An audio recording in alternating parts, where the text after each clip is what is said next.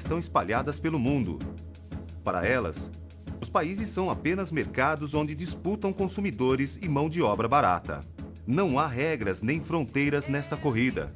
Se o lucro é mundial, a exploração também é.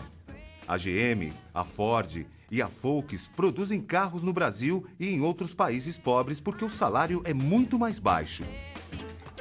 As calças jeans vendidas nas grandes lojas de Nova York são produzidas no Haiti ou na China. O capital não tem pátria. Não é difícil ver a engrenagem no capitalismo em ação nos dias de hoje. Mas esse funcionamento como um sistema mundial de mercados foi percebido há muito tempo. Há 160 anos, quando o capitalismo ainda dava os seus primeiros passos, Marx e Engels escrevem o Manifesto do Partido Comunista. Marx percebeu que a burguesia precisava ultrapassar as fronteiras dos países e das colônias para se expandir e avançar o comércio mundial.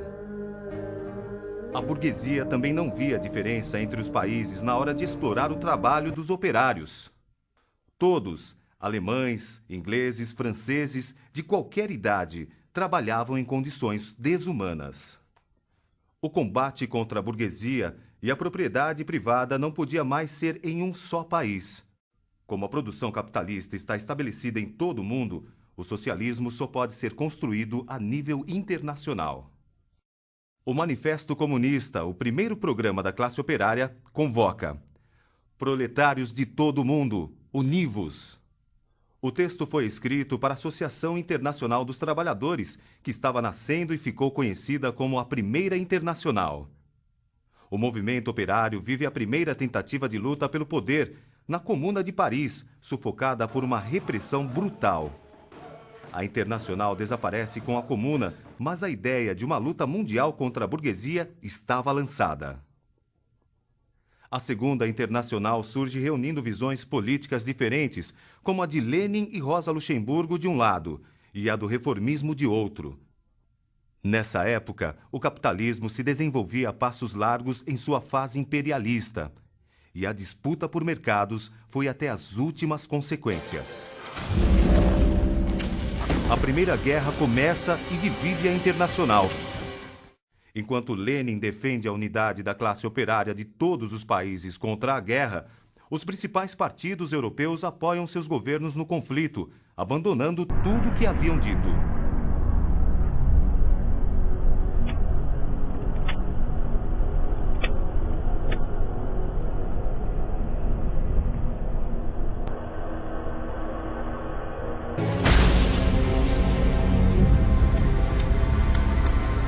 Para defender a burguesia de suas nações, defenderam a guerra contra operários iguais a eles. Lenin decreta a falência da Segunda Internacional. Em 1917, pela primeira vez na história, a classe operária chega ao poder. A Revolução de Outubro na Rússia dá o impulso necessário para surgir a Terceira Internacional. A vitória dos bolcheviques entusiasma o movimento operário em todo o mundo, que abraça a proposta de um partido mundial da revolução. Para Lenin e Trotsky, o destino do socialismo na Rússia, um país atrasado, dependia de outras revoluções, principalmente em países mais desenvolvidos como a Alemanha. A Terceira Internacional é a primeira experiência de um partido mundial da revolução. Em seus 4 primeiros congressos, com Lenin e Trotsky, desenvolve um programa para a época imperialista, busca o caminho para chegar ao poder e afirma um tipo de partido para a revolução. Enquanto os bolcheviques tentavam expandir a Revolução Mundial, as burguesias de outros países se uniram para acabar com o Estado operário e deter os ventos que sopravam de lá. Terminada a guerra, fizeram outra. Tropas de países como Inglaterra, Japão e França invadiram a Rússia. Ao final, o Exército Vermelho, dirigido por Trotsky, saiu vitorioso.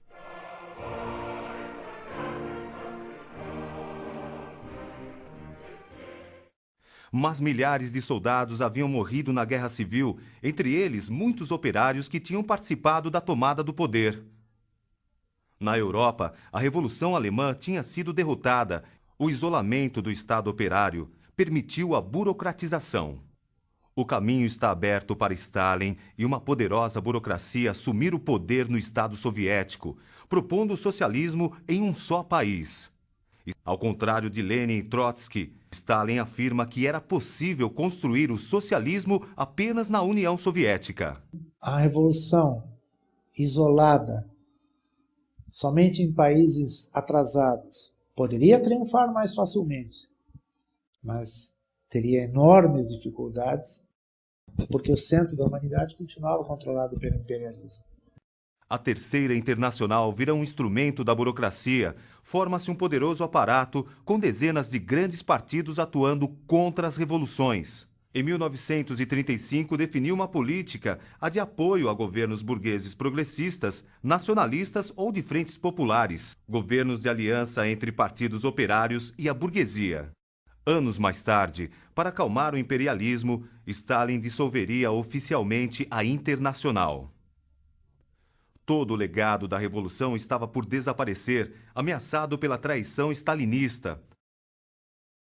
O fio de continuidade do marxismo estava sendo rompido. Em 1933, Trotsky faz um chamado por uma nova internacional, a Quarta. Vivendo no exílio, perseguido e caluniado, ele sabia que era um dos poucos, talvez o único naquele momento, que poderia manter a continuidade da Revolução.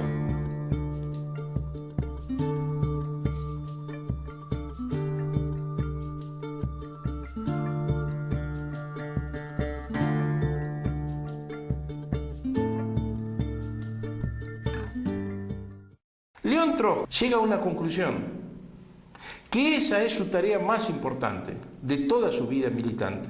¿Y quién era que estaba diciendo esto? Era el que había dirigido la insurrección de 1917, era el que había formado el Ejército Rojo con 5 millones de combatientes, era el que había derrotado a todos los ejércitos imperialistas en la guerra civil, era, junto con Lenin, uno de los dos más grandes dirigentes del siglo XX. Y ese gran dirigente decía que su más grande tarea no era haber hecho todo eso. Trotsky dedica os anos seguintes a construir a Internacional, discutindo um programa com grupos que rompiam com os partidos comunistas e com a social-democracia. O objetivo não era uma internacional trotskista, mas unir correntes das mais diversas origens que tivessem acordo com o programa. A primeira conferência para uma nova internacional, em 1936, expressa essa intenção. Estavam lá jovens franceses e belgas e sindicalistas norte-americanos, ao lado de velhos comunistas que haviam fundado a oposição de esquerda internacional. Muitos disseram que não era o momento de criar uma nova internacional. Recordavam as internacionais anteriores que nasceram em meio a avanços da classe operária. Contra os que diziam que uma internacional só poderia nascer a partir de um grande fato histórico, Trotsky afirma que as derrotas daquela época eram justamente os grandes acontecimentos que exigiam a criação da Quarta Internacional. De fato, eram anos difíceis. Na União Soviética, a burocracia liquidava com a Revolução e tudo o que restava do internacionalismo, da democracia operária e da tradição bolchevique. Todos os que pudessem fazer oposição à burocracia de Stalin eram eliminados. Milhares são enviados para campos de trabalho forçado. Nos processos de Moscou, toda a geração que liderou a Revolução Russa é caluniada e assassinada. Os processos envergonharam os lutadores de todo o mundo. Para Stalin era a necessidade absoluta de destruir a direção y la vanguardia del movimiento obrero revolucionario, que era el peligro contra él. Eso es el sentido de los procesos de Moscú. Stalin's trial against me is built upon false confessions extorted by modern inquisitorial method in the interest of the ruling clique. There are no crime in history more terrible in intention or execution than the Moscow trials of Zinoviev Kamenev and Radek Petakov. His trials developed not from communism, not from socialism, but from Stalinism, that is, from the irresponsible despotism of the bureaucracy. O Estado operário caminhava para um beco sem saída. Trotsky prevê que a burocracia levaria o país de volta ao capitalismo e defende uma nova revolução, uma revolução política que devolvesse o poder aos operários. Nos outros países, as derrotas se multiplicavam. Trotsky chega a olhar com entusiasmo para a França e a Espanha. O ascenso dos trabalhadores franceses obriga a burguesia a recorrer a um governo de frente popular. Ao lado, os espanhóis ensaiam a sua revolução.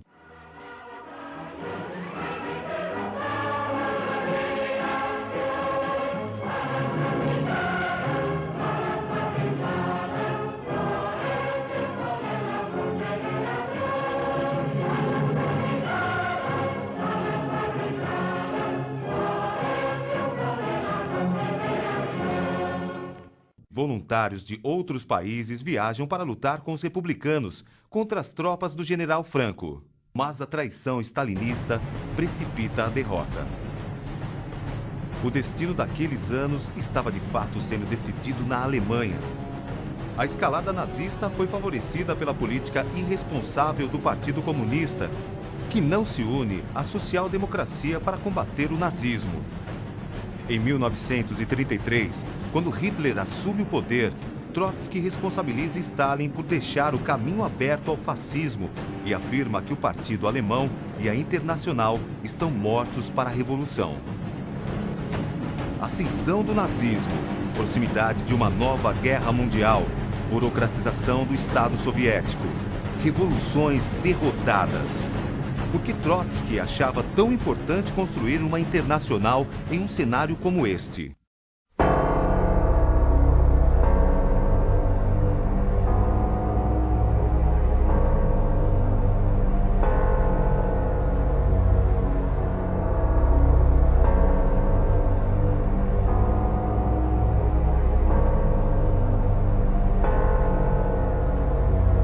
Havia uma ampla decepção e revolta com os crimes de Stalin. Equivocadamente, muitos concluíam que a burocracia era a continuação natural dos bolcheviques. Assim, acabavam por negar o próprio marxismo. A fundação da Quarta era o que poderia manter o elo histórico com o marxismo. Em 1938, a Quarta Internacional é criada.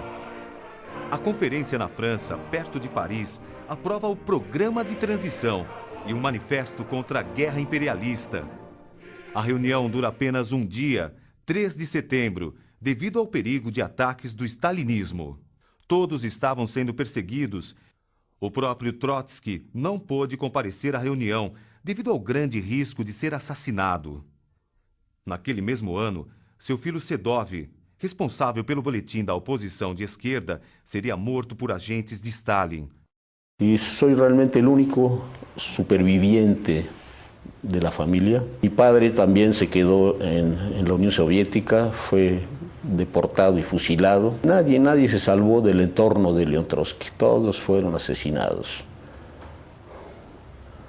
Sí, era el terror stalinista, ¿verdad?, que no perdonaba ni hijos, ni nietos,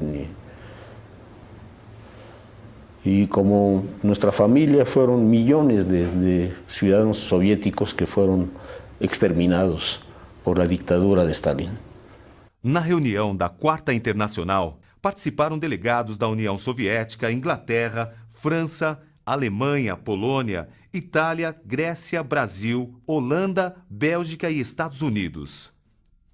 A maioria dos grupos presentes não reunia mais do que algumas centenas. O SWP dos Estados Unidos era o maior, com 2.000 militantes.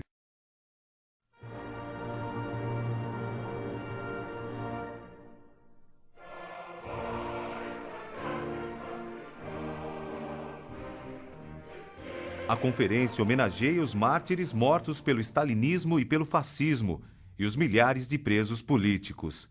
Entre eles, o Ilkar Leite, que estava preso no Brasil. Também havia um brasileiro na conferência, Mário Pedrosa, representando a América Latina. As ideias de Trotsky encontram grande impacto nas Américas. Mário Pedrosa havia entrado para a oposição de esquerda internacional em 1928. Ele viajava para a Rússia, mas fica doente na Alemanha. Toma contato com textos de Trotsky e desiste da viagem.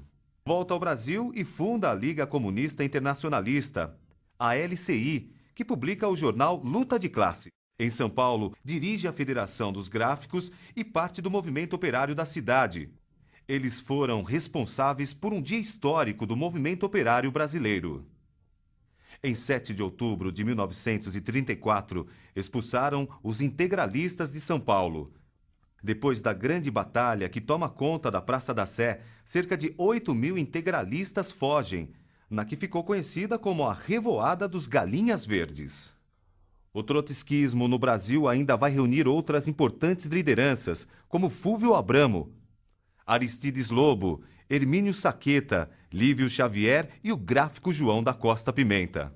A poetisa Patrícia Galvão, a Pagu, também seria uma das artistas que iriam romper com o PC e aderir à Quarta Internacional. Depois de passar por diversos países, Trotsky é aceito no México, onde é recebido por Diego Rivera e sua companheira, Frida Kahlo.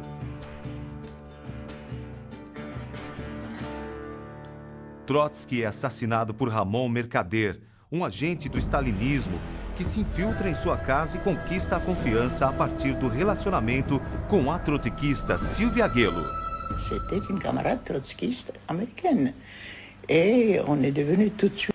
Tous les trois, nous sortions tout le temps ensemble, nous étions tout le temps ensemble. A morte de Trotsky foi um duro golpe e deixa a Quarta Internacional sem uma direção à altura. Os dirigentes tiveram seu primeiro desafio, o de sobreviver aos anos da Segunda Guerra Mundial e encontrar respostas para o conflito. O principal desafio foi nos anos seguintes à guerra. Trotsky havia previsto um ascenso revolucionário após o conflito, que se confirmou. As massas fizeram revoluções, empurraram o stalinismo, expropriaram a burguesia e 1/3 da humanidade passou a viver em estados operários. O assassinato de Trotsky tinha sido preventivo. Stalin sabia o papel que o revolucionário poderia cumprir em meio a este ascenso. As novas revoluções vieram acompanhadas de uma contradição. Com a vitória sobre os nazistas, o stalinismo sai da guerra fortalecido. Os partidos comunistas formam um poderoso aparato. Sem uma alternativa revolucionária sólida, o stalinismo ocupa a liderança da classe operária mundial. Os anos são de dispersão e duras polêmicas para o trotskismo. A primeira grande divisão inicia-se ainda com Trotsky vivo. Parte da seção norte-americana rompe com o partido e a Internacional. Eram contrários a defender a União Soviética em caso de um ataque, pois consideravam que o Estado tinha deixado de ser operário. Esse setor ficou conhecido como antidefensista e teve influências no Brasil, provocando a ruptura de Mário Pedrosa. Em 1952, Michel Pablo, dirigente da Quarta naquela época, apresenta um documento onde prevê uma nova guerra, do imperialismo contra os estados operários. Em função disso, propõe que os grupos trotskistas entrem nos partidos comunistas por um período indeterminado. Esse entrismo é, na verdade, uma capitulação ao grande peso do stalinismo. A crise de direção faz com que se perca uma oportunidade sem igual na América Latina. Em 1952, na Bolívia, pela primeira vez o trotskismo teve condições de dirigir uma revolução. Os mineiros tomaram as armas e derrotaram o exército. As milícias reuniam até 100.000 pessoas. O trotskismo tinha influência de massas nos sindicatos, nas milícias e na Central Operária Boliviana, a COB. Nahuel Moreno defende a palavra de ordem. Todo poder à COB. Mas o secretariado da Quarta Internacional, com Pablo e Ernest Mandel, orienta os trotskistas a apoiarem o governo nacionalista burguês. A Bolívia mergulha em uma sucessão de golpes militares e revoluções inacabadas, que duram até hoje.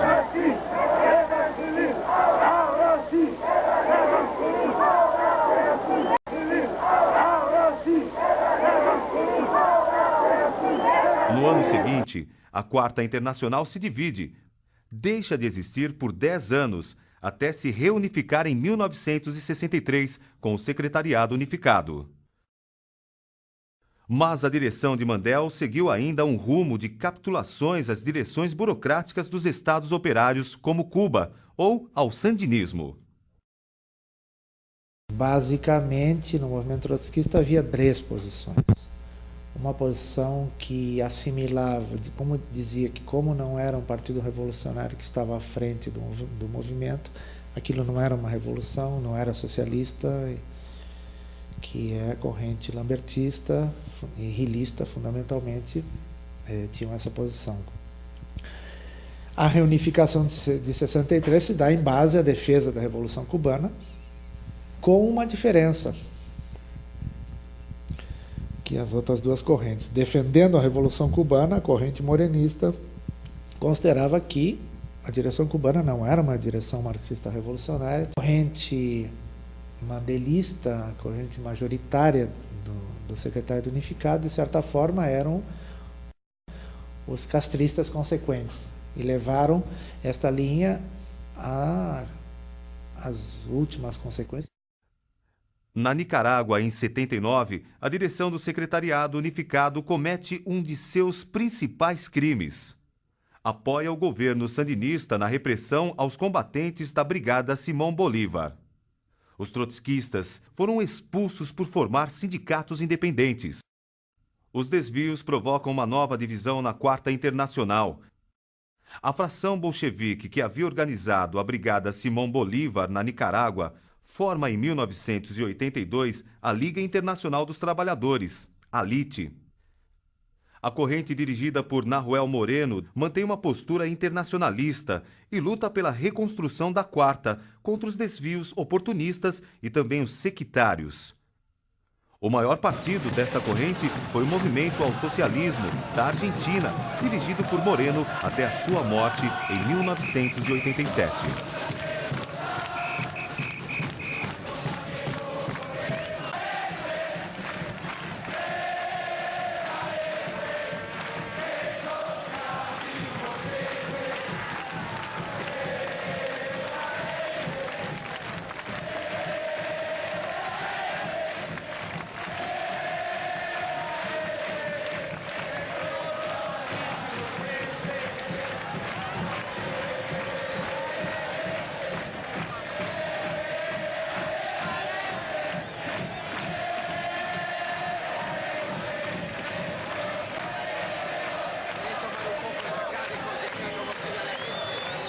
Esta corrente surge também no Brasil em 1974. Exilados no Chile, 4 brasileiros tomam contato com o trotskismo. Eu fui ganho por uma ideia. Não havia nenhum partido trotskista morenista no Chile. E combinamos nos encontrar no PST argentino, que era o grupo do Moreno. O grupo retorna ao Brasil para formar a Liga Operária. Editamos alguns números de um jornal mimeografado lá em Buenos Aires, que enviamos ao Brasil através de vários contatos, o Independência Operária. Uma das marcas da corrente que deu origem à LIT é a opção pela presença no movimento operário, rompendo com a tradição pequeno-burguesa de parte do trotskismo. O PSTU é parte desta tradição. Ao longo de sua história, sempre procurou o caminho da classe operária. E a gente resolveu começar a investir no movimento operário, deslocamos alguns companheiros para lá. Foi nesse processo que a gente ganha o Zé Maria.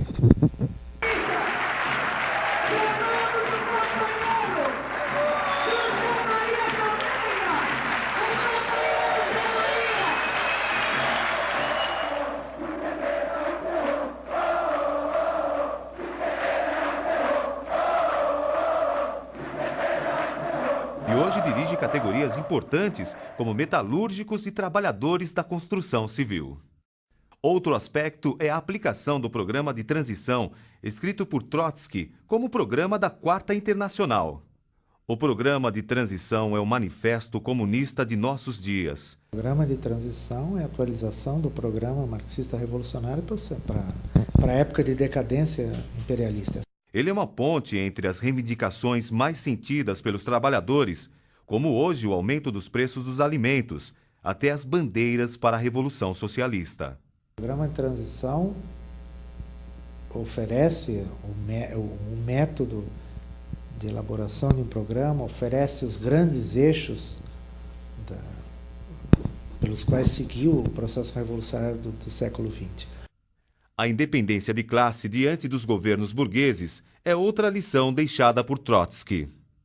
Ele combateu as políticas stalinistas de Frente Popular e de apoio a governos burgueses, ditos progressivos. Essa política sempre levou a classe operária a derrotas no Chile, na Argentina, com o peronismo. Não muito naquela época foi o fato do PST ter lançado um candidato contra o Perón em 73. O Perón era um pouco menos que Deus, ou um pouco mais talvez que Deus. Não havia Maradona, então a Argentina era muito importante. Hoje, os governos da América Latina provocam muitas dúvidas entre os lutadores. Partidos que se dizem trotskistas ajudam a aumentar a confusão quando apoiam o governo de Hugo Chávez na Venezuela. Porque no hay ninguna posibilidad de construcción del socialismo en el siglo XXI sin democracia obrera. Y por eso les decíamos antes, compañeros y compañeras, que la tarea es difícil. Porque no hay ninguna posibilidad de reconstruir la Liga y la Cuarta sin un combate frontal contra el chavismo. Nuestra lucha es como la de Trotsky y la de Moreno. Queremos reconstruir la Cuarta Internacional. Esa es nuestra tarea y ese es nuestro enorme desafío. Depois de 70 anos, a reconstrução da Quarta Internacional continua sendo o principal desafio para a classe operária. O capitalismo não tem mais nada a oferecer, além da miséria e da destruição do planeta. Após os anos de confusão depois da queda do Muro de Berlim, os trabalhadores e a juventude de todo o mundo estão tomando novamente a história em suas mãos. El estalinismo era una potencia a nivel mundial, pero hoy la realidad es otra. A crise do imperialismo no Iraque e as revoluções latino-americanas mostram que as condições para a construção do Partido Mundial da Revolução estão dadas. Decimos que esa tarea que encaró Trotsky en el año 38 es la más grande tarea de su vida. Está en nuestras manos, en las nuevas generaciones de revolucionarios, dar continuidad a esa tarea.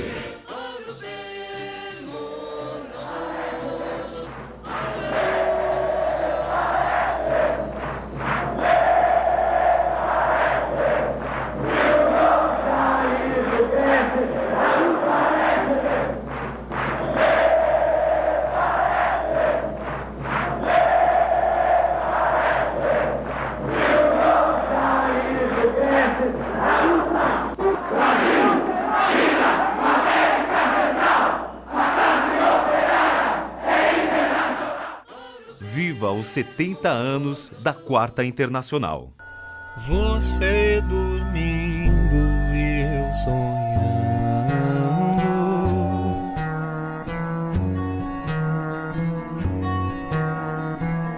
nem casacos nem cossacos,